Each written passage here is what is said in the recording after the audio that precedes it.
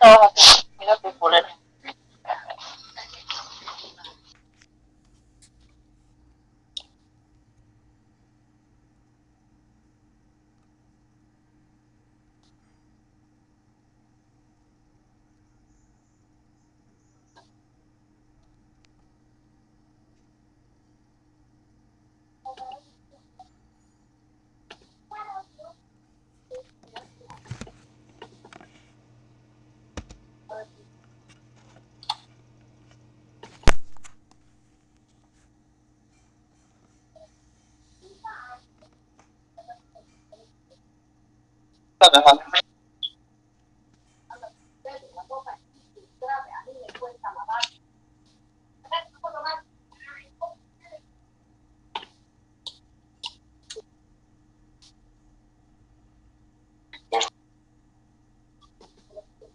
Puta mierda.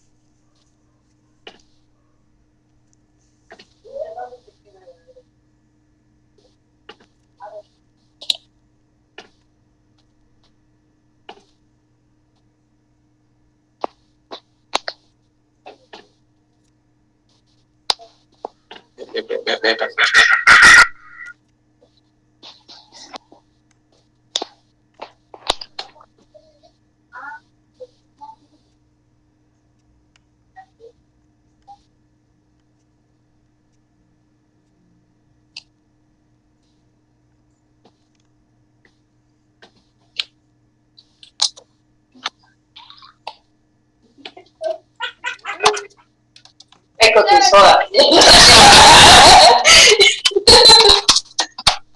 No puedo. Por eso solamente es más una mano nomás. Sí, una mano. ¿Lo sales acá, Antonio? Va. No.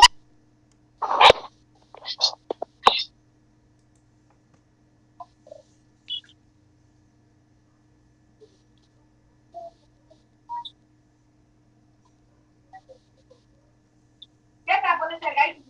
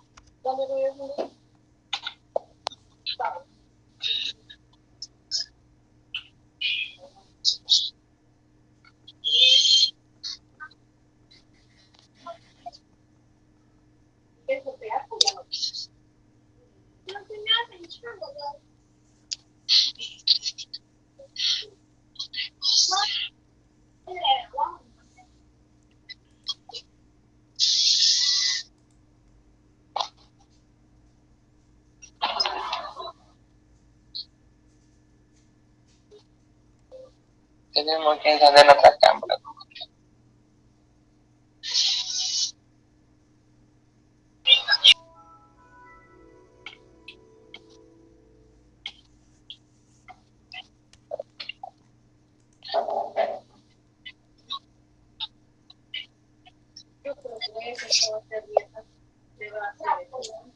Buenas noches, mi instructor.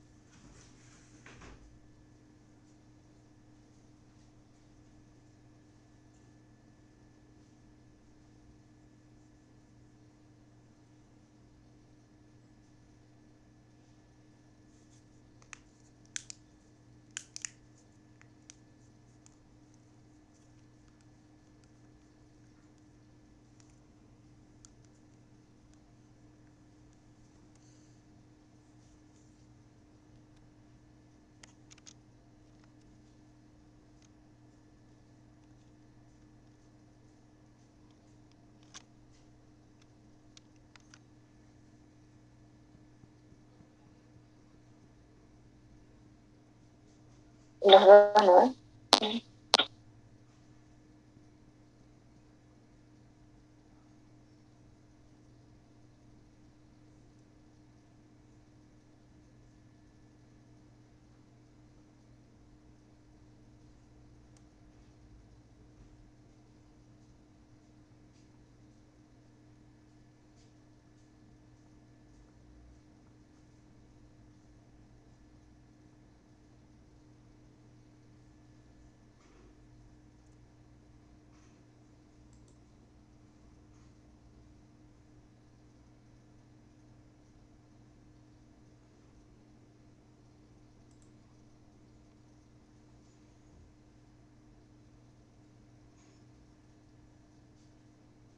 Buenas noches a todos, les habla el instructor Ferrufino.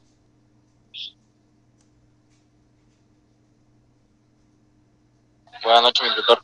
Buenas noches, mi Buenas noches, mi instructor. Buenas noches, mi instructor. Buenas noches, mi instructor. Buenas noches, mi Buenas noches, mi instructor. Buenas noches, mi instructor. ¿Cuánto decía mi instructor?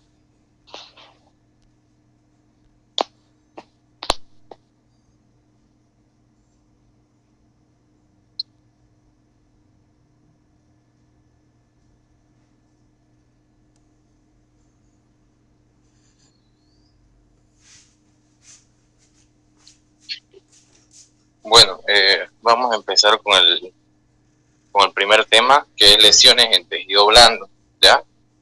Básicamente en este tema vamos a ver todo lo que son traumatismos y lesiones que se van a producir sobre la piel, ¿ya? El cual nos va a causar cierto tipo de traumas o lesiones en el tejido, ¿ya? Siguiente, por favor. Entonces, una de las lesiones en el tejido blando que se van a presentar son las heridas. Las heridas básicamente son lesiones en la piel donde hay una pérdida de continuidad, ¿ya? En el cual se llega a lesionar o a romper este tejido, con lo que quedan expuestos tejidos subyacentes, como puede ser músculo, arteria, nervio, ¿ya? Tejido graso, ¿listo? Entonces a través de las heridas quedan descubiertas todas las estructuras que están por debajo de la piel. Siguiente, por favor. Bueno, las heridas se van a clasificar según el elemento que lo produce. Para clasificar las heridas hay varias formas, ¿ya? Una de ellas es según el elemento que lo produce. Entonces, cuando hablamos de elementos, por ejemplo, tenemos los tipos de heridas cortantes o incisas, las cuales son producidas o se caracterizan por bordes, ¿ya? Estas heridas tienen un borde limpio y lineal, generalmente son producidas por navaja, algún tipo de cuchillo, pero la hoja tiene que ser limpia, ¿ya? No tiene que tener dientes ni debe estar dentado. Luego tenemos las heridas punzantes, ¿ya? Que son lesiones bastante dolorosas, ¿ya? Generalmente las hemorragias o el sangrado son escasos en este tipo de heridas y se caracteriza porque presenta un orificio de entrada, ¿ya? El cual en algunas ocasiones puede ser muy poco notorio, ¿ya? Y este tipo de herida es considerada muy peligrosa. ¿Por qué? Porque en la parte externa solo se ve un pequeño orificio, ¿ya? Pero no sabemos la profundidad de la herida. Entonces es por eso que se la puede tomar como una herida peligrosa, porque no sabemos la magnitud de las lesiones que pudo haber provocado, ya, este objeto punzante y la profundidad.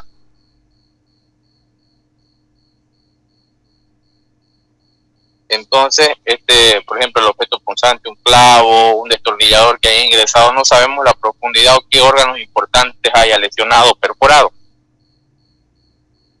Luego tenemos las heridas cortantes o cortopunzantes, ¿ya? Estas son producidas por objetos agudos y afilados, como tijeras, puñales o cuchillos. Luego tenemos las heridas lacerantes, que son producidas por objetos de borde dentado, por ejemplo, los serruchos, las latas, ¿ya? Generalmente hay un desprendimiento de la piel, un desgarro, ya, del tejido, y los bordes de las heridas son irregulares. ¿Alguna pregunta?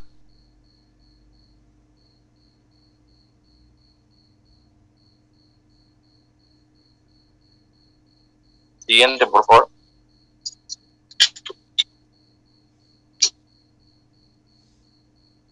Otro tipo de herida que tenemos son las heridas por arma de fuego, ¿ya? Las heridas por arma de fuego se van a caracterizar porque presentan un pequeño orificio de entrada, ¿ya?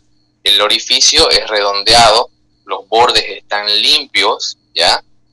Se va a presentar también en algunos casos que el borde de ese orificio por donde haya ingresado el proyectil tiene un color negro. ¿Por qué? Porque ha quemado. Al momento de ingresar el proyectil ha quemado los bordes. Y tiene un orificio de salida, ¿ya? Que es de mayor tamaño, por el cual se va a presentar, en la mayoría de los casos, puede producir un tipo de herida avulsiva, porque ya el proyectil, una vez que ingresa en el cuerpo, en algunos casos se llega a fragmentar, ¿ya? Y el orificio, si en caso de llegar a salir el proyectil, la herida es mucho más amplia que el orificio de entrada, ¿ya? Entonces así vamos a diferenciar el lugar por donde haya ingresado el proyectil y más o menos nos va a orientar la trayectoria y qué órganos ha lesionado en su trayecto. Luego tenemos las heridas conocidas como raspaduras, excoriaciones o abrasiones. Este tipo de lesiones o heridas son generalmente producidas por pequeñas fricciones de alguna superficie con la piel, ya produciendo heridas superficiales. El sangrado es escaso, ¿ya? Un claro ejemplo es cuando uno está jugando fútbol, por ejemplo, en la cancha de cemento y se llega a caer, ¿no? Entonces tiene un pequeño raspón, como algunos le llaman. Ya estas son las heridas por excoriaciones o abrasiones. No tienen ninguna significación respecto al sangrado, ya que es mínimo, ¿ya? Y por sí solo llega a parar. Las heridas avulsivas ya son aquellas donde se separa o se llega a rasgar el tejido o la piel, objetos grandes, también por alguna fractura se llega a fracturar la tibia o el peroné y la fractura es expuesta. Entonces el hueso corta músculos y piel y sale hacia afuera y provoca como unos colgajos de piel. También este tipo de heridas avulsivas la podemos observar en pacientes que hayan sufrido algún accidente o perdón, hayan sufrido alguna mordedura de algún animal, como el perro. Entonces el perro muerde y desgarra la piel y produce un tipo de colgajo de piel, eso se llama herida avulsiva. El sangrado varía, depende del lugar o la zona donde se ha ocurrido la herida avulsiva, pero generalmente llega a sangrar en grandes cantidades y se lo puede controlar. Por último, las heridas, tenemos los otros tipos de heridas que son las contusas. Estas son producidas por golpes, básicamente, ¿ya? Que pueden ser dados por piedras, palos, ¿ya? Se va a caracterizar por dolor y la presencia de un hematoma. El hematoma, ¿ya? Siente, por favor. Bueno, tenemos la magulladura, que son heridas cerradas producidas por golpes. Se presenta como una mancha de color morado en algunos casos, ¿ya? Generalmente estos se pueden dar por golpes pequeños, a diferencia de los hematomas que son de mayor tamaño, ¿ya? Y para que se haga un hematoma, el golpe o la colisión con el objeto debe ser a gran velocidad o de gran fuerza, ¿ya? Mientras que las magulladuras son pequeñas lesiones o manchas de color morado, pero en pequeñas áreas del cuerpo. Se pueden producir por un golpe pequeño en el borde de una superficie, cuando alguien la haya agarrado demasiado fuerte. En algunas personas son muy sensibles en la piel y se llega a formar moretones, ¿ya? O estas magulladuras.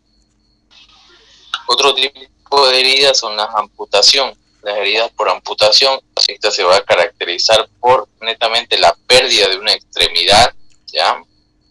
Ya sea parcial o completa, generalmente va a ser completa, y puede involucrar la pérdida de los dedos, la mano, el pie o incluso todo el miembro inferior o las piernas, ¿no? Obviamente en estos tipos de casos el sangrado y la pérdida de sangre es abundante. Por último, el otro tipo de herida tenemos por aplastamiento. Se va a caracterizar cuando una parte del cuerpo es sometida o está atrapada por un objeto bastante pesado.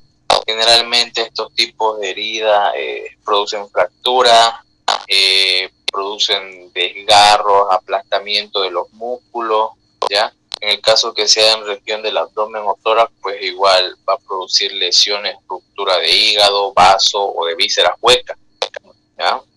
Y obviamente va a haber la presencia de sangrado de forma abundante, según el área o el lugar donde haya sufrido la herida por aplastamiento. ¿Alguna pregunta acá sobre los tipos de heridas según el elemento que lo produce? Como dice mi tutor, voy a hablar. Sí.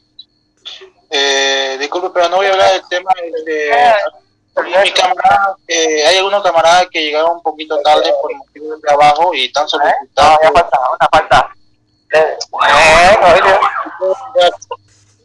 Ahí está, ahí se enteró de Clara. Ah, sí. De la pareja que está. No, es que está. A ver, ¿quién es el que tiene encendido su audífono y está hablando su camarada y está hablando otro encima? Les voy a pedir por favor que si tienen alguna duda activen su micrófono para hablar. Ya, si tienen alguna pregunta respecto al tema. Como dice mi tutor, voy a hablar. Quisiera saber, mi tutor, si es posible que una persona pueda, en el tema de aplastamiento, ¿es posible que una persona pueda vivir de la cintura para arriba? Sí. ¿Cómo se podía salvar a una persona en ese estado, mi tutor? ¿Cómo es posible? Depende del nivel donde haya sufrido el aplastamiento. Por si solo pierde las dos piernas, directamente más adelante vamos a ver cuáles son las formas de parar un sangrado, pero básicamente si en el caso perdiera las dos piernas es realizar torniquetes, porque ya habíamos hablado cuando hicimos el ABCD, el X, ABCD y en la oración, porque se debe bloquear totalmente de los miembros inferiores y se debe mantener el torniquete hasta que llegue a un centro de salud o a un hospital para que ingrese al quirófano y ya pues ahí ya directamente hagan los médicos hagan su trabajo, pero nosotros básicamente haciendo un torniquete y colocando suero, solución fisiológica o en este caso rin, el lactato, para poder compensar la pérdida de sangre y el paciente no entre en un estado de shock.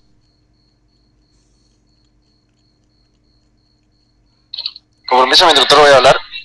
¿Sí? Mi instructor, solicito saber si en la parte de magulladuras puede haber el caso de que haya una hemorragia interna cuando se produzca un golpe, mi instructor. Ya. En el caso de magulladura, una diapositiva atrás, por favor. Ya, en el caso de magulladura, bueno, son pequeños, es la presencia de pequeños moretones, en otras palabras, ya, o hematomas pequeños, pero son producidos por básicamente son producidos por golpes pequeños, tienen una gran significación, sí son un tipo de herida, pero de sangre de forma masiva, ¿ya? Mientras que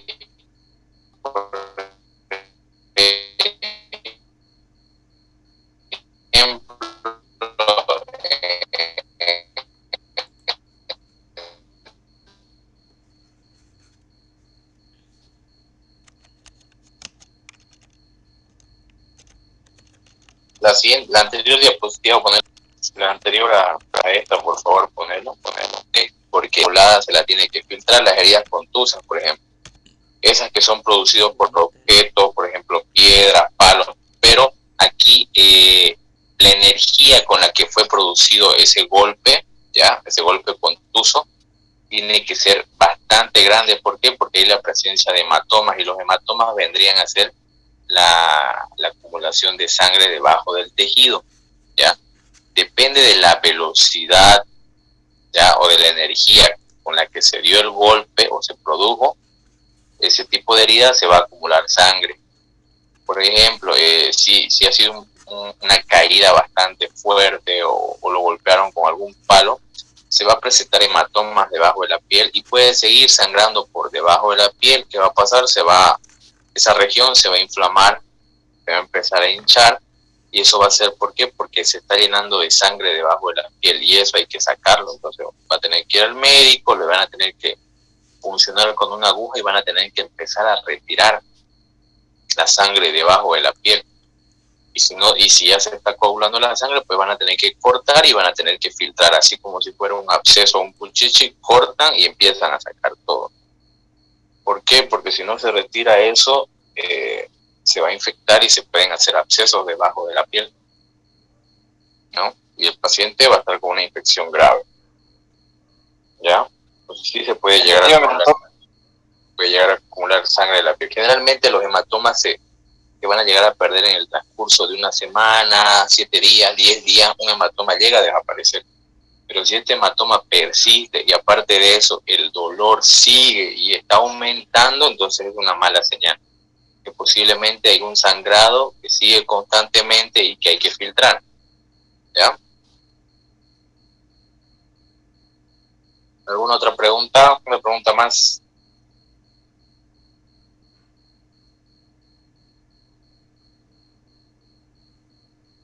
Bueno, entonces continuamos. Siguiente. Buenas noches, instructor. Solicito aparte que si se acaba la reunión mando otro link al grupo y se lo envío a usted para que vuelvan a ingresar todo. Ya se está por terminar el tiempo, mi instructor. Ya, perfecto, muchas gracias. Gracias. Siguiente diapositiva, por favor. Bueno, básicamente vimos una clasificación que era según el elemento que lo produce. Veíamos que había diferentes tipos de heridas. Una clasificación de las heridas de forma general, ¿ya? Tenemos las heridas abiertas, que no es más que la separación del tejido, es decir, ha habido un corte y se ha separado el tejido y se ha producido una herida abierta. Luego tenemos las heridas cerradas, esas generalmente no hay la separación de la piel o del tejido, ¿ya? Generalmente se producen por golpe, ¿ya? Luego tenemos las heridas simples. Estas heridas se llegan a afectar o se afecta a la piel sin ocasionar daño en órganos importantes. Generalmente estas heridas son superficiales, no llegan a entrar en contacto con ninguna estructura importante como intestino, hígado, vaso, pulmón o corazón, ¿ya? Los cortes o las heridas son superficiales. Y las heridas complicadas son heridas profundas, extensas, con hemorragias abundantes. Como vemos ahí abajo, comprometen vísceras, puede comprometer pulmón, corazón, ¿ya? Entonces de esa forma se llega a clasificar las heridas en abiertas, cerradas, simples y complicadas. Eso sería la clasificación de las heridas de forma general. La anterior clasificación era clasificación de las heridas según el elemento que lo produce. Entonces ahí teníamos cortopunzante, punzante, lacerante, por amputación, por arma de fuego. Entonces es otra clasificación. ¿Alguna pregunta sobre esta clasificación? Siguiente, por favor. La diapositiva, el instructor igual se los va a pasar a ustedes. ¿Ya? Alguno de ustedes ya debe tener esta diapositiva o el instructor ya las haya pasado. ¿Listo? Bueno, vamos a ver tipos de heridas graves o complicadas, ¿ya? Por ejemplo, las heridas laceradas o abusivas. Aquí vemos, por ejemplo, heridas abusivas, donde les dije que se caracterizaba porque presentan colgajos de piel. La piel sigue unida al tejido, pero hay como un pliegue o como un colgajo, ¿ya? Este tipo de herida generalmente llegan a sangrar abundantemente, y peor si estas heridas son en la cabeza. La cabeza tiene como una red de arterias y venas, ¿ya? Si alguien alguna vez, porque sangra abundante en estos pacientes con herida en cuero cabelludo, la pérdida de sangre es importante, ¿ya? Entonces, para esto, cuando tengamos un paciente con estos tipos de heridas, generalmente, ¿qué se debe hacer? Se debe lavar, limpiar, ¿ya? En el caso que sea un accidente de tránsito donde el paciente haya caído, ¿ya?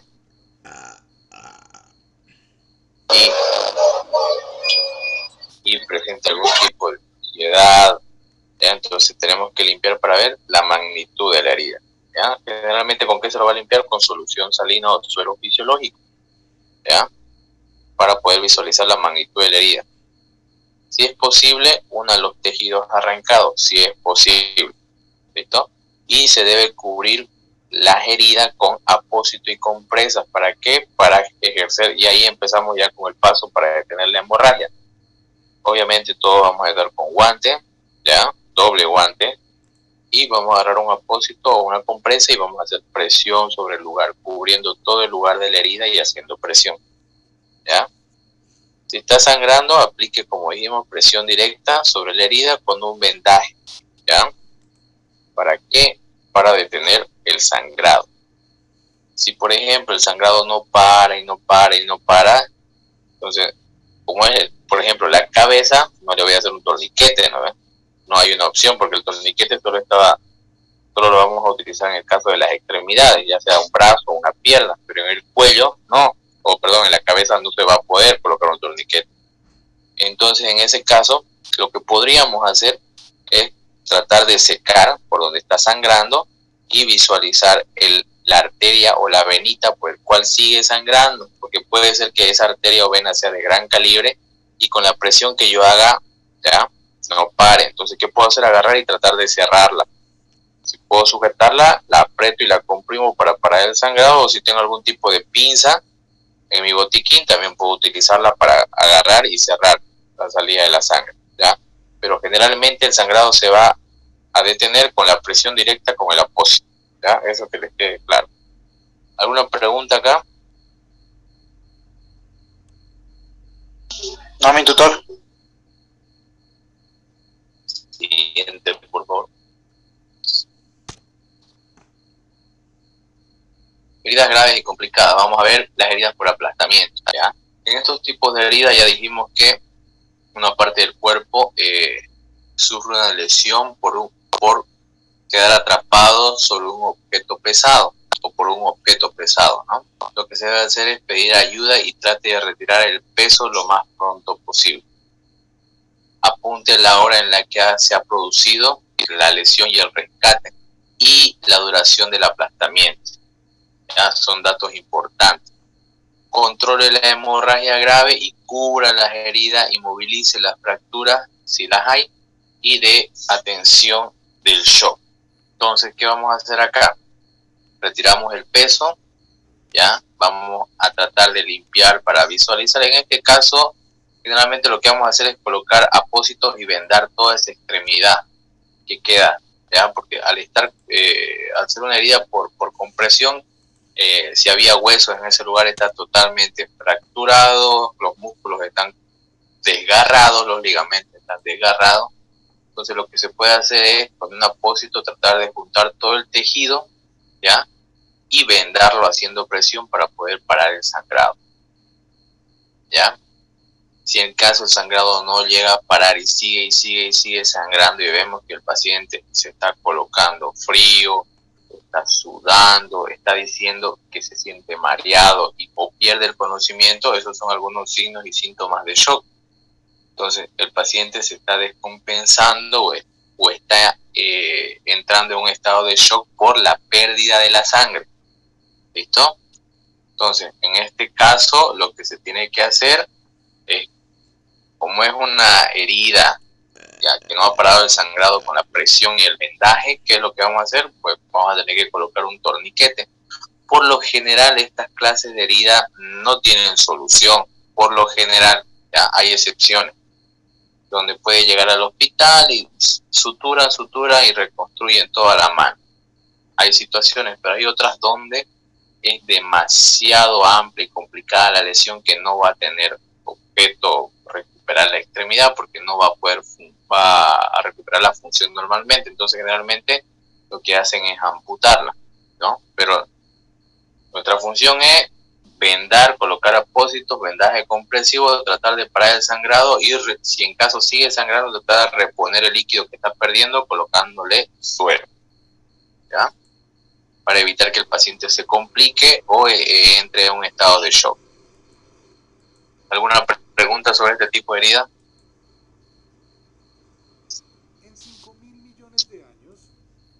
No, mi tutor. Ya.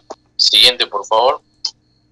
Más adelante vamos a ver cuando hablemos de otro tema, la parte de inyectables y colocación de suero, ahí ya vamos a ver eso. Otro tipo de herida complicada, ¿ya? O graves son las heridas que se presentan en cara y cráneo. ¿Por qué son heridas complicadas o son consideradas complicadas? Como les dije, en el cuero cabelludo, a nivel de la bóveda craneana arriba, tiene arterias y venas como si fueran una malla, se encuentran entrecruzados.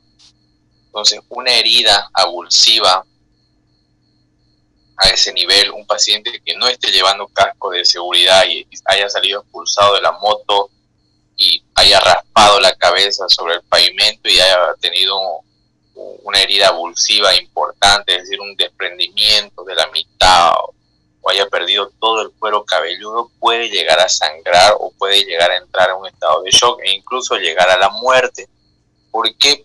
Por el hecho de tener tantas arterias y venas, el paciente puede llegar a perder grandes cantidades de sangre en cuestión de minutos. Entonces son heridas que hay que tener mucha consideración y mucho cuidado, ¿ya?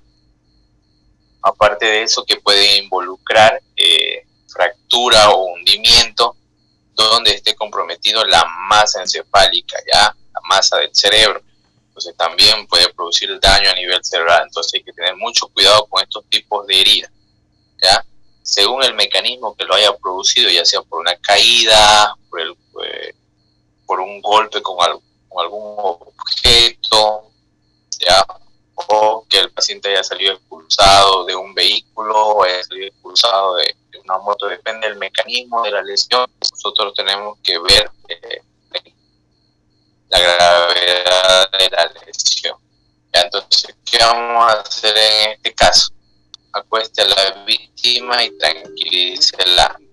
Limpie suavemente las heridas con una gasa, coágulos o basura que se haya quedado. Cubra con apósitos o compresas de tela limpia, ya, sin ejercer mucha presión. ¿Por qué?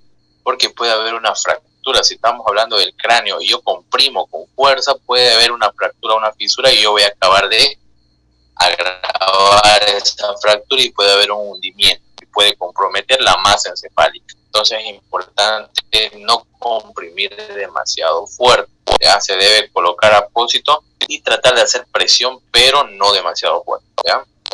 En el caso de la cara, igual puede haber fractura a nivel de la cara y puedo producir un hundimiento, ¿ya? Y puedo agravar la fractura. Movilice a la víctima lo menos posible, porque las heridas de cráneo con frecuencia se asocian con fracturas de cuello y cráneo, ¿ya? Entonces, las fracturas que se pueden dar en cara, en la cabeza, se pueden asociar a lesiones también a nivel de la columna cervical. Las lesiones a nivel del ojo se debe cubrir, ¿ya? En el caso que haya sido, por ejemplo, la cabeza sometido a una compresión, puede llegar el caso que un globo ocular se llegue a salir de su cavidad, ¿ya? Es decir, que el globo ocular del paciente sale hacia afuera, está expulsado, pero sigue ya unido, ya por ligamentos o por el mismo nervio, sigue unido todavía al paciente, ¿ya? Entonces, en ese caso, ¿qué se debe hacer? Se puede agarrar con un pequeño recipiente estéril, limpio, ¿ya? Mejor si tenemos eso, ya tratar de colocar ya el ojo en ese recipiente y pegarlo. Vamos a ver cuando llevemos vendaje o cuando llevemos la práctica cómo se debe hacer, ¿ya? ¿Para qué? Para evitar que el ojo se reseque. Con el viento, ¿ya? El ojo se va a resecar, el tejido se va a resecar y es más susceptible que el momento de rozar el tejido del globo ocular con cualquier parte, ya sea con una gasa, con un apósito o con la misma piel, se llegue a irritar y empieza a sangrar. Entonces es importante por eso colocarlo en un recipiente de plástico, se lo fija a la cara del paciente con un vendaje, ¿ya? Y se llega a cubrir ambos ojos. ¿Por qué? Porque los movimientos de los ojos, ¿ya? Los músculos de los ojos se llegan a mover, tanto el derecho y el izquierdo al mismo tiempo, ¿ya? Entonces, si el otro ojo está descubierto, el paciente va a hacer movimiento, ¿ya? Con los ojos, y obviamente igual el otro ojo va a empezar a hacer movimiento, ¿ya? Y eso puede agravar la lesión, puede producir algún tipo de sangrado y obviamente el dolor en el paciente. Entonces es importante, cuando hay lesiones de globo ocular, tapar o vendar ambos ojos para evitar los movimientos, ¿ya? Y obviamente tranquilizar al paciente y trasladarlo a un centro médico. ¿Alguna pregunta? ¿Duda?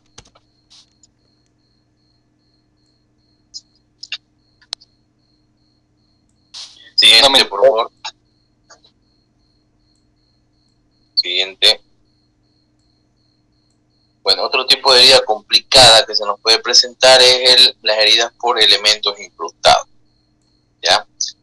En el caso de, por ejemplo, que haya sufrido una herida por arma blanca, ya sea un destornillador, un cuchillo, una sierra, que haya quedado fijo, ya sea en abdomen o tórax, ¿ya? Entonces, ¿qué se debe hacer? Coloque a la víctima en una posición cómoda, ¿ya? Depende de dónde se encuentre el objeto incrustado, ¿ya? Se retira nunca se debe retirar el elemento que causó la herida, porque puede producir hemorragias abundantes. Puede tener tanta suerte el paciente que cuando se haya introducido el objeto, el cuchillo, el destornillador, no haya producido ninguna lesión en víscera. En caso que sea un cuchillo, ¿ya? Por ejemplo, haya ingresado y no haya cortado nada, entonces no hay un sangrado. Pero al momento de retirarlo, puede ser que ese cuchillo empiece a cortar nervios, tendones e incluso órganos si está en abdomen. Entonces no se debe retirar el objeto incrustado. ¿Por qué? Porque se corre el riesgo de producir mucho más daño, ¿ya? Luego de esto, ¿ya? Luego de visualizar el objeto, lo que debo hacer es inmovilizar el objeto con elementos, vendajes, apósitos, y fijar fijar el objeto, que se quede fijo para que durante el traslado no se mueva, ¿ya? Y empeore la herida. Entonces, ¿qué voy a hacer? Voy a colocar apósitos alrededor del objeto incrustado, ya sea el cuchillo, ya sea el destornillador. ¿Para qué? Para fijarlo y que se quede en una posición ya totalmente fijo y pueda trasladar a mi paciente sin riesgo de que se llegue a introducir o se salga con los movimientos. ¿Listo? Y obviamente trasladar a un centro médico. ¿Alguna pregunta? ¿Duda? Hasta acá. Con permiso, ministro, voy a hablar. ¿Por qué se le debe incrustar, por qué se le debe vendar el elemento incrustado en la piel, mi instructor? Ya, se lo llega a colocar a propósito y vendaje para fijarlo. El cuchillo durante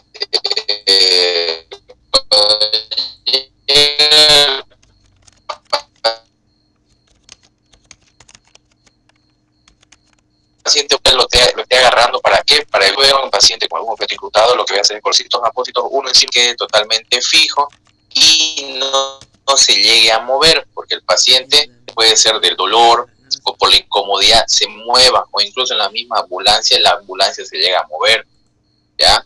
Entonces ese objeto, si no está bien fijo, o se puede introducir más por un mal movimiento, o se puede llegar a salir. Entonces lo que no queremos es eso, ¿no? Que se llegue a introducir o se salga. Es por eso que se lo llega a fijar totalmente el objeto, para que cuando llegue al hospital entre ya al quirófano y pues el cirujano lo pueda retirar. En caso se produzca sangrado, como está en quirófano, directamente pueden ellos controlar la hemorragia en el hospital. ¿Ya? Por eso la importancia de fijar el objeto, colocarle apósitos alrededor y fijarlo, para que no se mueva y se agrave la lesión. ¿Alguna otra pregunta? Instructor, buenas noches. Solicito que Tarqui los acepte a los demás voluntarios que están intentando ingresar. Hay algunos en espera, mi instructor. Ya listo, que los acepte, ¿no? Tarqui, por favor, aceptar a los demás. Deja de compartir un rato la pantalla. Los demás voluntarios a tomar atención a lo que dice el instructor y tomar apuntes, por favor.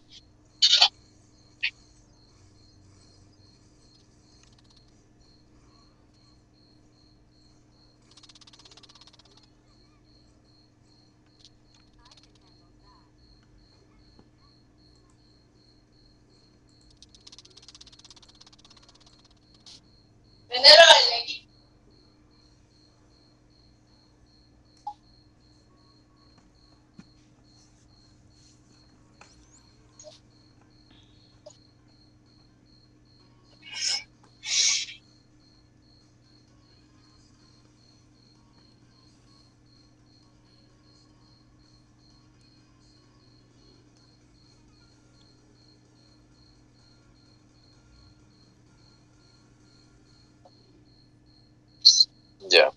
¿Alguna pregunta hasta acá? Bueno, vamos a hacer algunas recomendaciones en el caso de las heridas producidas por amputación, ¿ya? En el caso del transporte, ¿ya? En el caso de llegar a perder ya sea la mano, el pie o la pierna, ¿ya? Y el traslado al centro médico, bueno, en este caso a un hospital de trauma, es decir, un hospital de tercer nivel, puede llegarse o puede tener la posibilidad de que se lo vuelvan a colocar la extremidad amputada o perdida, ¿ya? Entonces debe tener cierto cuidado. Generalmente lo que vamos a hacer es lavar bien la parte amputada y sumergirla en solución fisiológica, es decir, en suero, ¿ya? Y la vamos a envolver con gasas o una tela limpia, humedecida, ¿ya? Humedecida con solución fisiológica, ¿ya? E introducir la parte amputada en una bolsa plástica, ¿ya?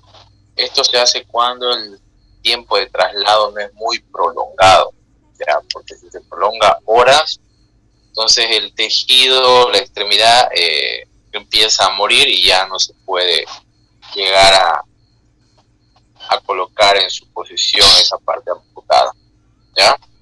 Pues algunas recomendaciones en el caso que el paciente llegue a perder la extremidad y tengamos que transportar esa extremidad amputada. ¿Listo? no sé, en algunos casos yo creo que han visto que lo colocan en hielo. Es una posibilidad, ¿sí? Lo que va a hacer el hielo es detener la muerte celular. Al someter el tejido, sabemos que el tejido son células, a temperaturas bajas, lo que hacen es como detener o se produce un, ¿cómo les explico? La muerte celular, la muerte de las células del tejido llega a ser más prolongada, más lenta, entonces no llegan a morir demasiadas células. Ya, las células van a llegar a morir, ¿por qué? Porque no tienen sangre con oxígeno. Al estar amputadas totalmente no hay que le lleve sangre con oxígeno al tejido. Entonces el tejido va a empezar o las células van a empezar a morir, ¿ya? Pero con el hielo, ¿qué vamos a hacer? Vamos a detener, ¿ya?, la muerte de las células por un tiempo, ¿ya? No definitivo.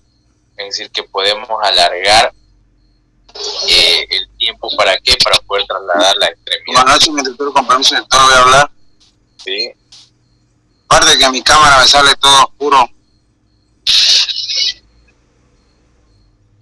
¿Cámara? Sí, no sale mi imagen porque, para que no me sobreentienda que no quiero demostrar mi cara o algo, mi doctor. Sale todo oscuro. Ya. No, ahorita no están con cámara, por si acaso, solamente están con lo... Si alguien tiene preguntas, enciende su audífono para preguntar, ¿ya?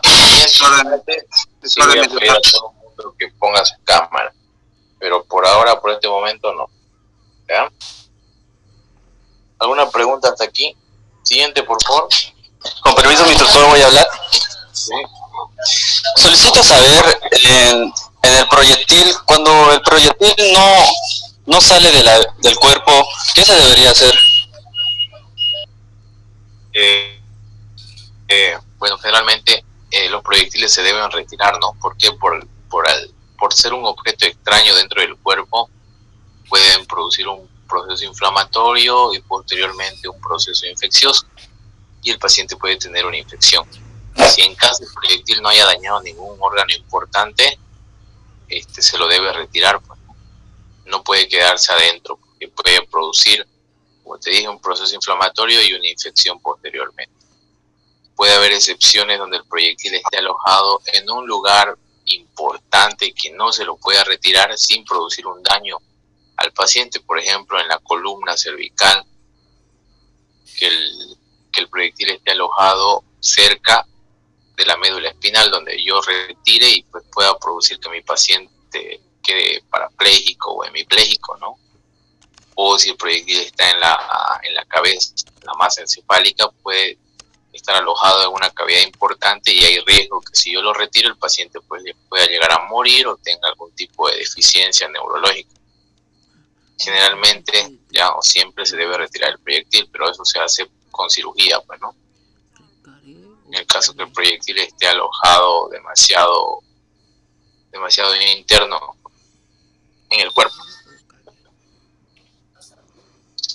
Entendió, mi tutor. Solicito saber si eso también vamos a pasar un tema sobre si podemos retirar el proyectil, si en caso nos tocara a nosotros tener una víctima así.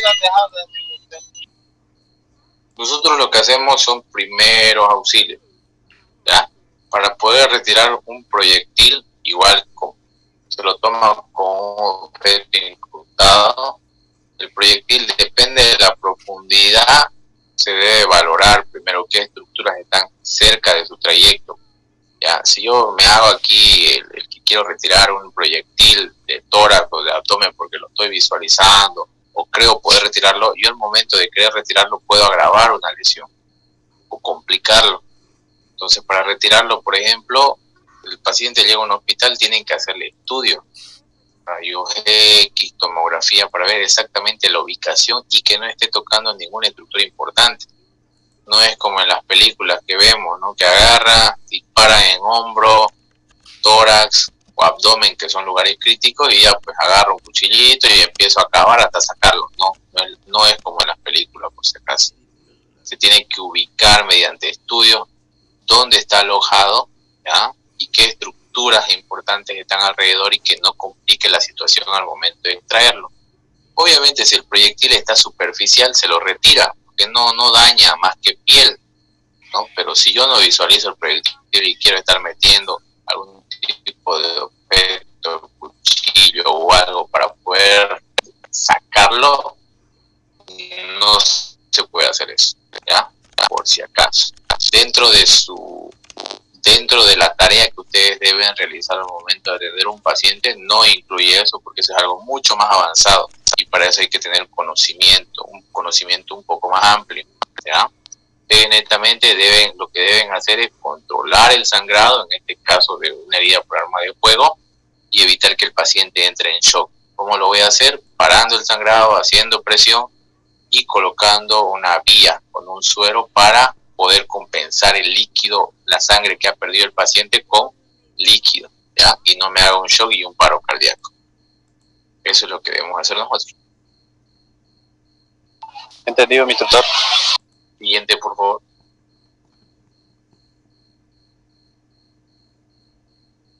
Bueno, vamos a ver el tema, ya hemos tocado el tema de herida. Como dijimos, estas heridas van a producir un sangrado. A este sangrado lo vamos a llamar hemorragia, ¿ya? La hemorragia es la pérdida de sangre, ¿ya?, de los vasos sanguíneos. Cuando hablo de vasos sanguíneos me refiero a arterias y venas, por si acaso, ¿ya? Esta salida implica la pérdida gradual de sangre, la cual debe ser controlada. Entonces, esta hemorragia se va a caracterizar, la pérdida de sangre o este tipo de hemorragia se va a caracterizar, se divide en dos tipos. Las hemorragias externas, que es la salida de sangre hacia el exterior, y las hemorragias internas, ¿ya? Siguiente, por favor. Oh, perdón, una anterior, colocar a la anterior. Entonces, las hemorragias externas se van a dividir de tres tipos, ¿ya? La primera es la hemorragia capilar. Las hemorragias capilares generalmente se van a producir por heridas superficiales como raspaduras, escoriaciones, ¿ya? Y el sangrado es mínimo, ¿ya? ¿Por qué? Porque son pequeñas arterias que se han lesionado o venas que estaban en la piel y el sangrado llega a parar por sí solo, ¿ya? No requiere de una tensión amplia. Luego tenemos las hemorragias venosas, ¿ya? Las venas generalmente se encuentran superficiales en la piel. Si nosotros, algunos, generalmente los varones, podemos fijarnos, vemos unos pequeños conductos de color morado debajo de la piel que vendrían a ser las venas, ya esos son los vasos sanguíneos que son las venas, ya las que se ven superficialmente en la piel son las venas, ¿ya? Este tipo de hemorragia se va a caracterizar, ¿por qué? Porque sale de forma abundante, ¿ya?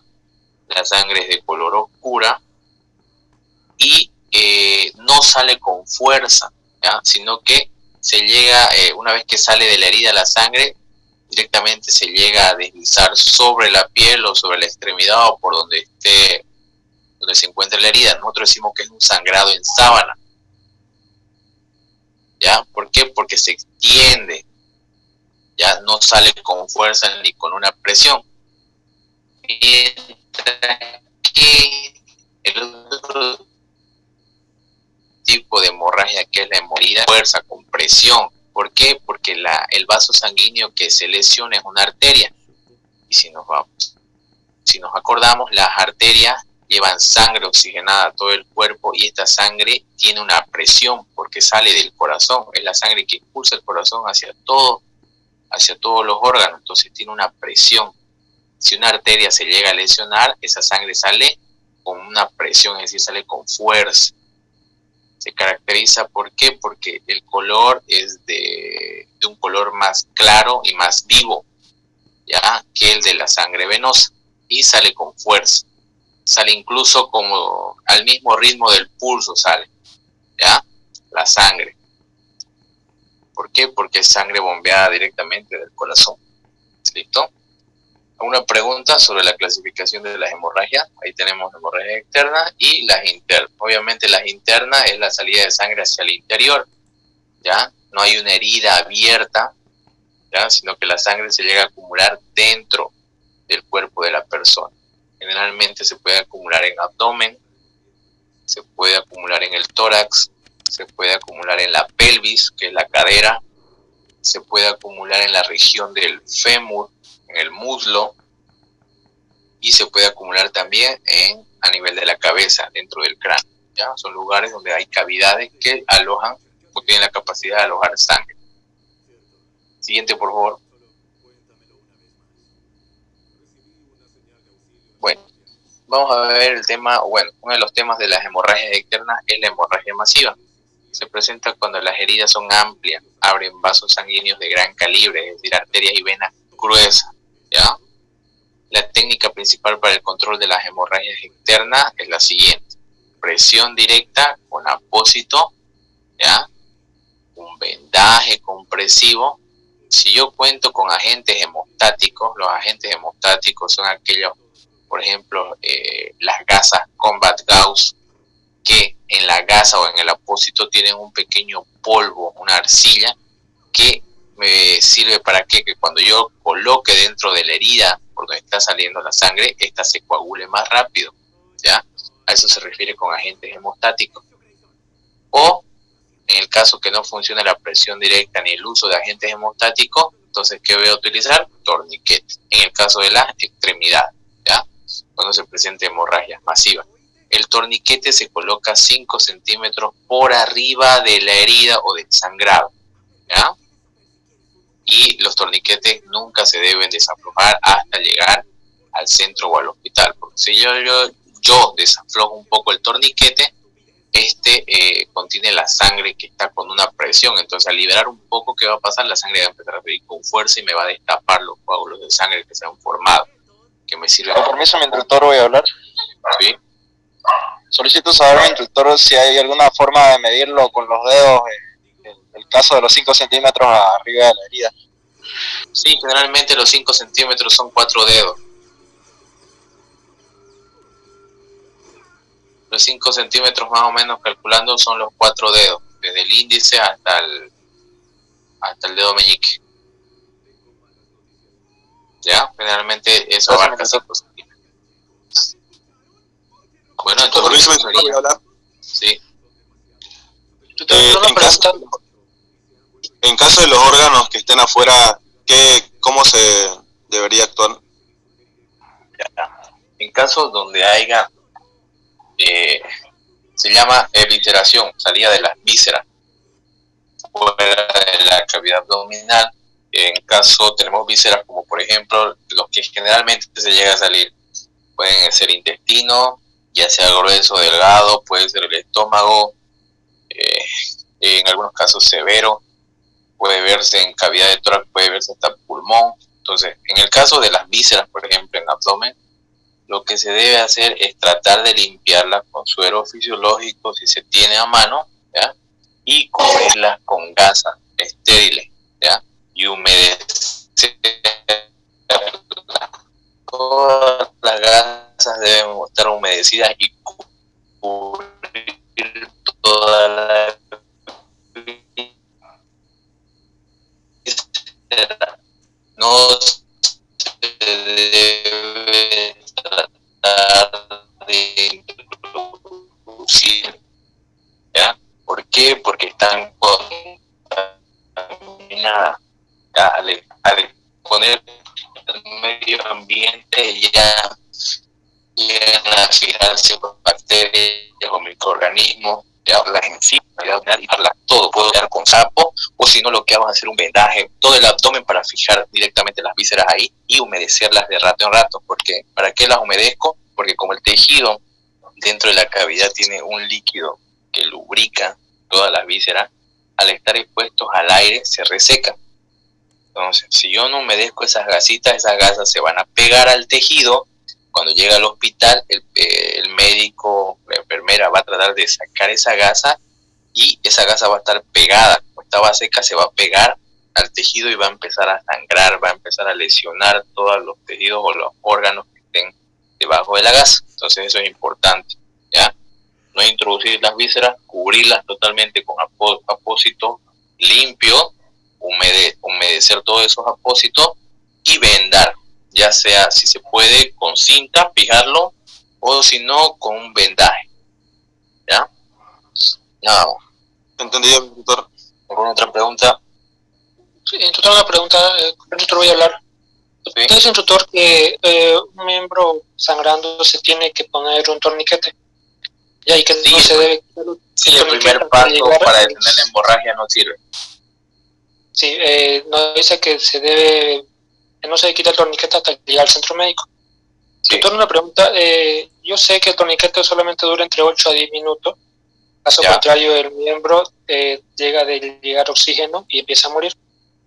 En el caso de, estamos hablando del caso de, ¿Qué ya, fue prudente para dejar el torniquete hasta llegar al centro de salud? la última parte, ¿puedes repetir, por favor? No te escuché. ¿Qué tiempo es el prudente para dejar el torniquete sin aflojarlo hasta llegar al centro de salud? Antes nos decían que sí se debía desaflojar el torniquete porque que producía pues muerte del tejido, ¿no? Porque no le llega sangre con oxígeno. Pero en el caso de las amputaciones la extremidad ya se va a perder totalmente, ¿ya? Entonces, si tú no colocas el torniquete, el paciente se va a desangrar. Por lo general, el sangrado, las hemorragias se paran con presión nomás y vendaje compresivo. Se llegan a parar el sangrado, ¿ya? Para, sí o sí para, puede tardar 10, 15 minutos, pero para. Pero ¿qué pasa cuando tú sigues haciendo presión y ya te mojó el primer apósito, te mojó tu segundo apósito con sangre, ya le cambiaste 2, 3 veces y sigue saliendo sangre? Tu paciente solo tiene solo tiene 5 a 4 litros y medio de sangre. Entonces, en hemorragias masivas por pérdida de extremidad, tu paciente en cuestión de minutos se va a colocar pálido y va a entrar en estado de shock, y eso está a un paso de si entra en estado de shock, está a un paso de hacerte un paro cardíaco. Lo importante ahí es preservar que la vida del paciente o la extremidad. En ese caso sería la vida del paciente, ¿eh? Entonces, a veces hay situaciones donde se tiene que poner, y por eso se ha normado que el torniquete se mantiene fijo hasta que llega a un centro de salud, ¿ya? Porque al momento de tú querer liberar el torniquete, en el caso de las extremidades, ¿ya? Como la presión que se mantiene por arriba del torniquete, al momento de liberarlo, la sangre va a estar con fuerza, va a salir, te va otra vez esas arterias y venas que se cerraron por los coágulos, ¿ya? Otra vez se van a volver a abrir. ¿Por qué? Porque la sangre va a salir con fuerza. Es lo mismo que tú cierres una manguera, ¿ya? La agua se está acumulando y sí o sí va a buscar un lugar por donde salir. Al momento que vos le des o desaflojes un poco, va a pillar por ahí la sangre y va a salir con fuerza y otra vez va a volver a sangrar, ¿ya? Entonces no podemos darnos este lujo otra vez de que el paciente se esté desangrando. Entonces se coloca torniquete, se fija y se traslada hasta que llegue al centro médico, ¿ya? Pero estamos hablando cuando el sangrado no para. Obviamente, si yo veo que el torniquete y la presión, ejerzo presión y paro el sangrado, puedo retirar mi torniquete, ¿no? Si veo que con la presión fue suficiente mantenerlo bastante tiempo, listo, ¿ya? Pero si veo que sigue mojando y sigue mojando y sigue mojando, se mantiene el torniquete hasta llegar al centro de salud, ¿ya? Bueno, ya. Habíamos visto, dale el anterior, por favor. Anterior. Ya, el siguiente. Siguiente. En la diapositiva número 14, exacto. Entonces, cuando hablamos de presión directa, generalmente puede ser la herida superficial y el sangrado, o puede presentarse una herida donde hay una cavidad, ya, o sea, profunda. Entonces, ¿qué vamos a hacer? Vamos a empezar a meter apósitos y gasas dentro de esa herida, como ven en la imagen, ¿ya? ¿Por qué? Porque si yo lo coloco el apósito encima, no va a parar el sangrado, ¿no? Porque no va a ejercer presión sobre la arteria. Entonces lo que tengo que hacer es meter apósitos, hasta que se llene totalmente esa cavidad y ejerzo presión, ¿ya?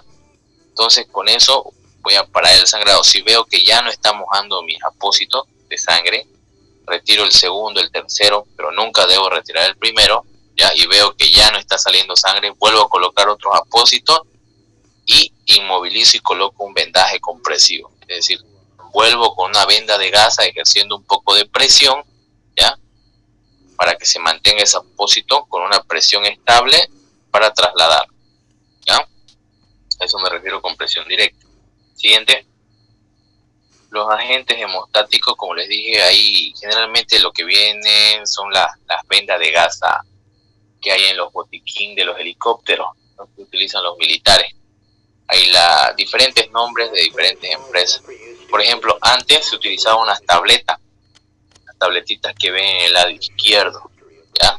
Eran agentes hemostáticos que se colocaban y paraba el sangrado. Pero ¿qué pasó? Habían pacientes que hacían reacciones alérgicas a este tipo de tabletas o de químicos, ¿ya? Entonces, estos eran agentes hemostáticos, pero tenían en su composición algunos químicos que producían reacciones alérgicas en los pacientes. Entonces, ¿qué pasó? Empezaron a inventar las gasas o los apósitos, ¿ya? A estos apósitos les pusieron un tipo de arcilla. Este tipo de arcilla o de polvo de arcilla tiene la capacidad de funcionar como un agente hemostático, es decir, que ayuda a que se coagule la sangre rápidamente, ¿ya? Entonces ahora lo que se utiliza es esas gasas, es lo más factible y lo más rápido. Hay incluso espuma, ¿ya? Espuma que se utiliza igual, que se coloca en las heridas, pero eso no hay aquí en Bolivia, ¿ya?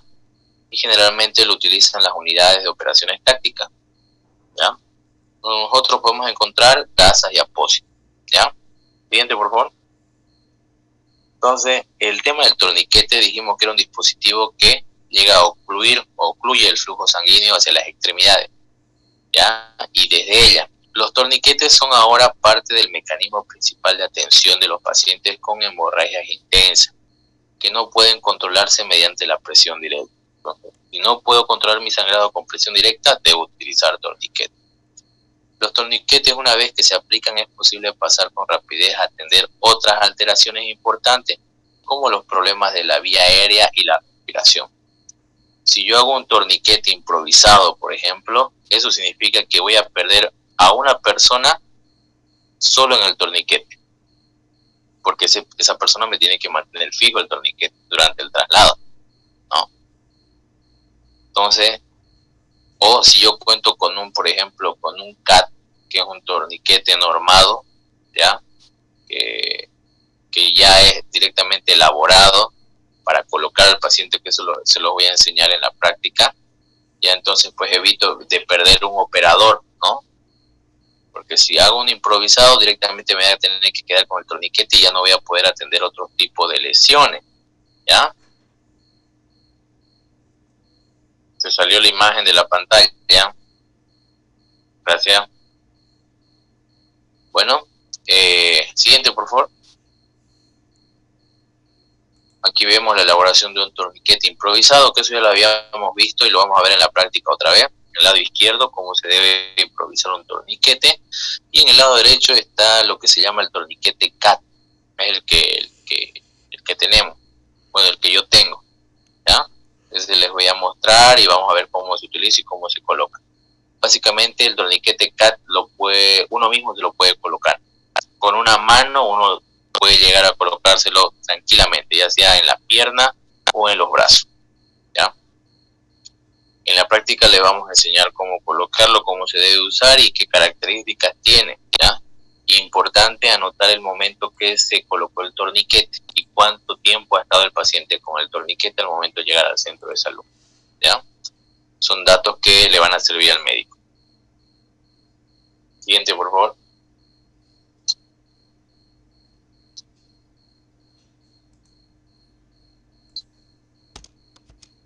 Siguiente.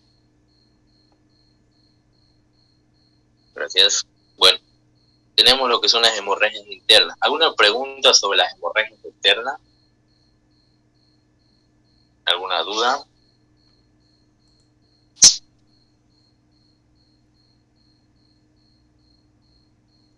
Bueno,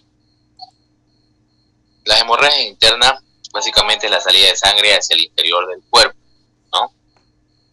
Generalmente se llegan a acumular en cavidades huecas. El mecanismo generalmente es producido por golpes contusos, ¿ya? La causa es la causa principal de las lesiones y hemorragias internas, ya sea en un accidente de tránsito, el paciente haya golpeado la parte del tórax o el abdomen con el volante o con el tablero del vehículo, haya salido expulsado y haya golpeado sobre la superficie del pavimento, sobre alguna barda o un árbol. Entonces mucho depende del mecanismo, ¿no? Es decir, el golpe o la intensidad. Algunas de estas causas: caídas, colisiones de automóviles o motocicleta, atropellamiento, lesiones por explosión. En el caso de lesiones de explosión se puede producir, ¿por qué? Por la onda expansiva de la explosión, ¿ya? Entonces se dice que generalmente cuando hay lesiones en una explosión, el paciente recibe 3 tipos de golpes. Uno viene a ser el impacto de la onda de la explosión, ¿ya?, contra el cuerpo del paciente. La segunda vendría a ser el cuerpo que ha sido expulsado por la onda contra una superficie, ¿ya? Y el tercer golpe que puede recibir es los órganos que llegan a deslizarse dentro de la cavidad, ¿ya? Por el mecanismo de lesión llegan a deslizarse y entonces produce un daño al órgano, ¿ya? Entonces, en el caso de lesiones por explosión, el paciente recibe esos 3 tipos de golpes, ¿no? O el tejido o el órgano. ¿Listo? Luego tenemos traumas penetrantes que pueden ser producidos por arma de fuego o heridas por arma blanca. Y en el caso de empalamiento de objetos o objetos incrustados. ¿Listo? Siguiente, por favor. Signos de las hemorragias internas. ¿Cómo me dar cuenta que un paciente tiene tiene una hemorragia interna?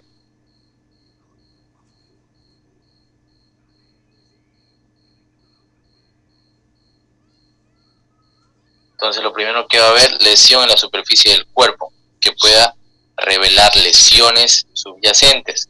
¿Qué va a pasar en la superficie del cuerpo? En el lugar donde ha recibido el golpe se va a formar un hematoma o la presencia de equimosis. A eso se refiere con equimosis, ¿ya?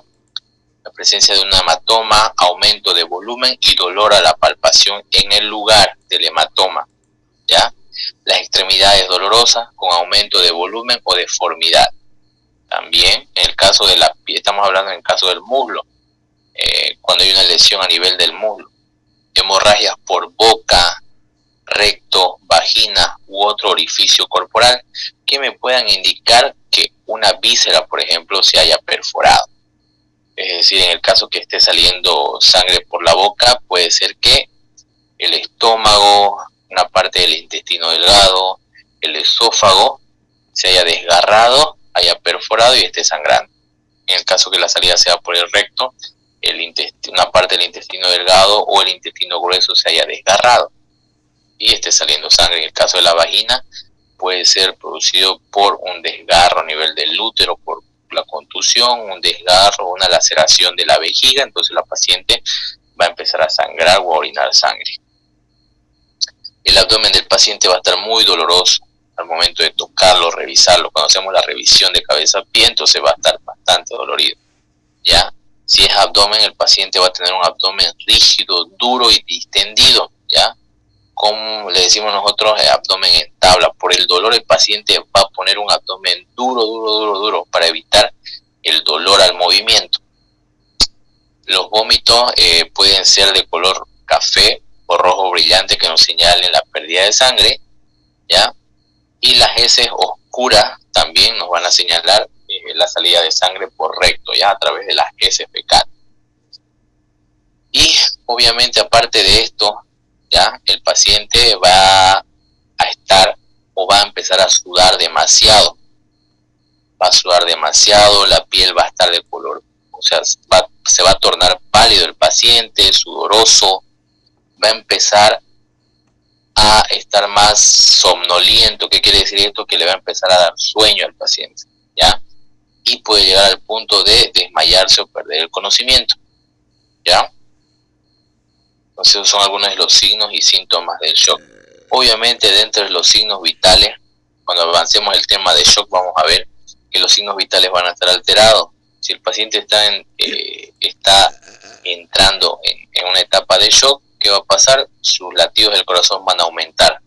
Por la pérdida de la sangre, el corazón va a empezar aumentar su frecuencia. ¿Para qué? Para enviar más sangre a los lugares donde no le está llegando.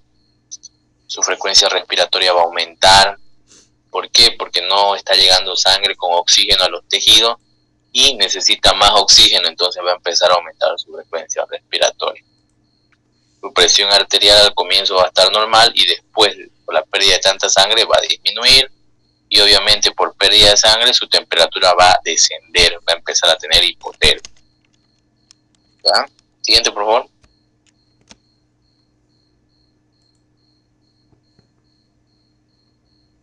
Entonces, ¿alguna pregunta hasta aquí?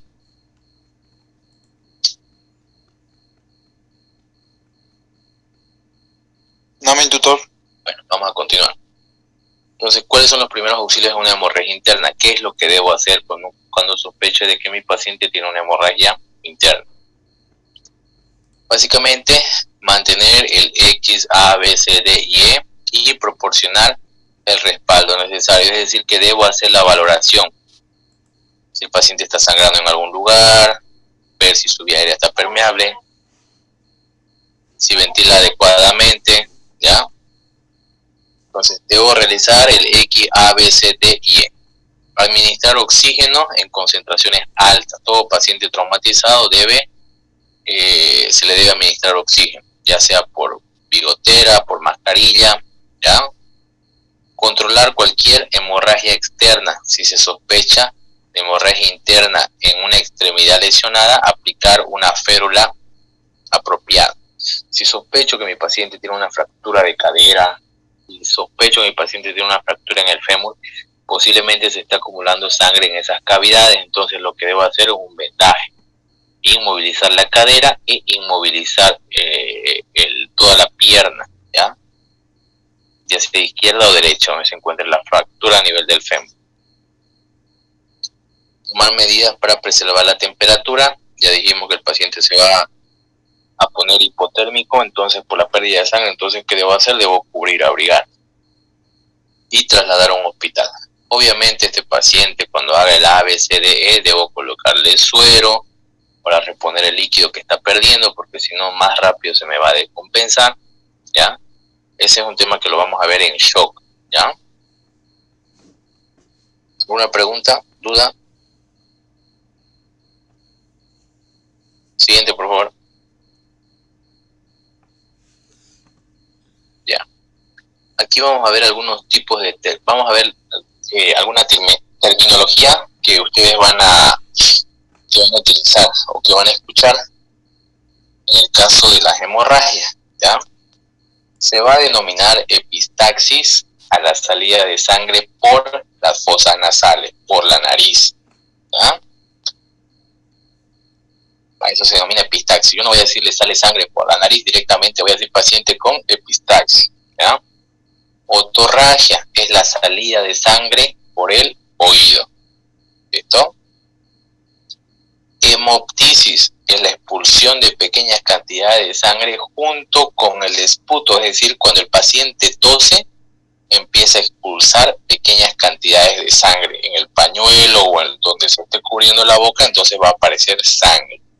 Pero esto se presenta cuando el paciente tose, ¿ya? A eso se llama hemoptisis. ¿Por qué?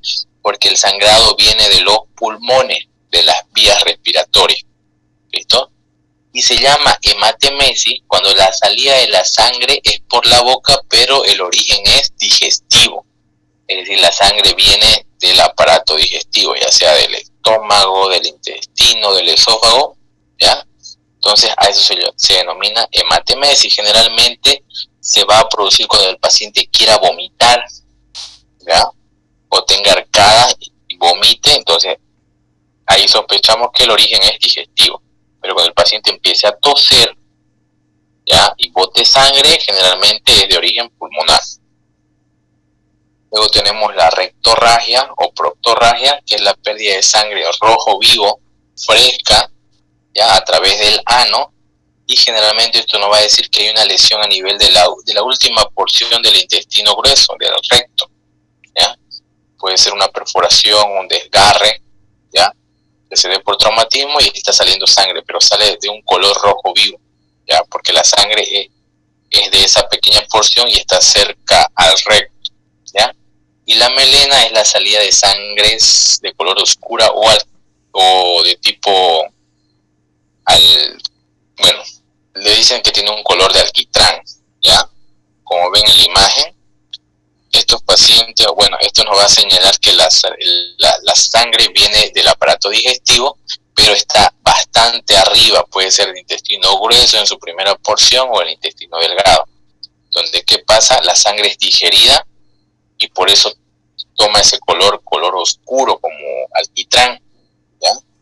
Entonces eso se llama melena, cuando el paciente hace sus necesidades o defeca y las heces fecales vienen de un color alquitranado, ¿ya? Eso me indica que hay una hemorragia. ¿Alguna pregunta? ¿Duda? Siguiente, por favor.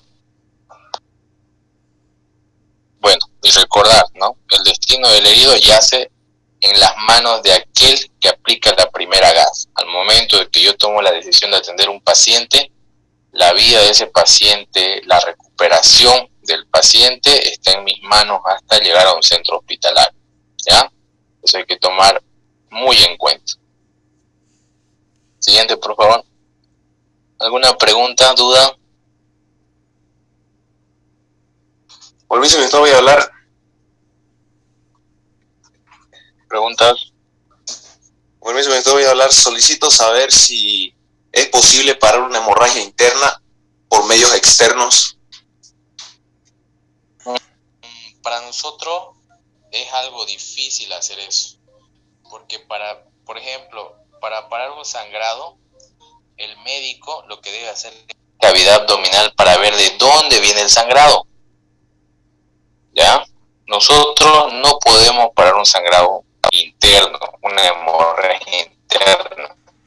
Lo que podemos hacer, como les dije, es hacer el X, A, B, C, D, E, reponer, colocar un suero para tratar de reponer el volumen, no la sangre. No queremos reponer la sangre con el suero, queremos reponer el paciente no entre en un estado de shock, ¿ya? O, bueno, para antes que se descompense, ¿listo? Pero nosotros atender una hemorragia interna no podemos.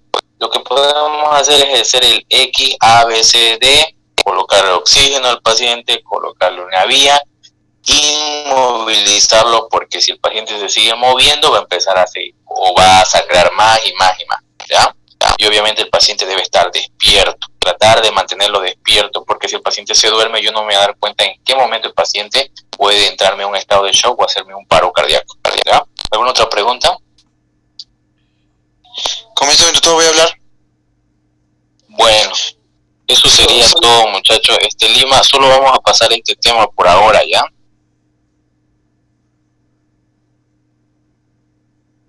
Es hora de mi instructor. Así que Solicito eso saber sería si todo, mañana, muchachos, ¿ya? mañana o qué día podría mi instructor pasar al otro tema.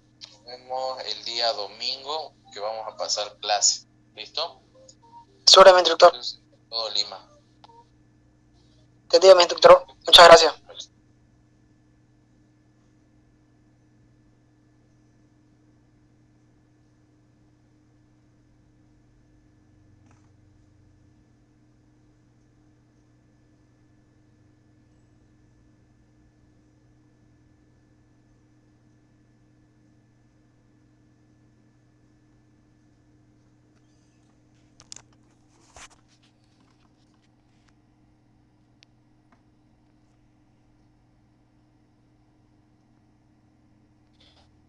Mi instructor Arancibia. Creo que... Muy bien, eso es todo. Han entendido, ¿no? Han tomado apunte. ¿Alguien grabó lo que habló el instructor? Sí, el instructor. ¿Quién lo grabó? Y Guerra Gutiérrez y el instructor. Ya listo. Esa grabación la vas a pasar por favor al grupo, el link o el video para que todos puedan ver lo que ha expuesto el instructor y los que no han podido llegar a estudiar eso, por lo que para la siguiente instrucción va a ser solo práctica, directo a práctica van a llegar a pasar, para no perder tiempo. ¿Alguien tiene alguna otra duda?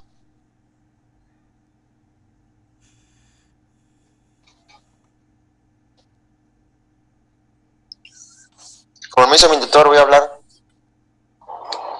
Hable, hijo, hable. Solicito saber si el instructor iba a pasar los PDF, mi tutor, del tema avanzado.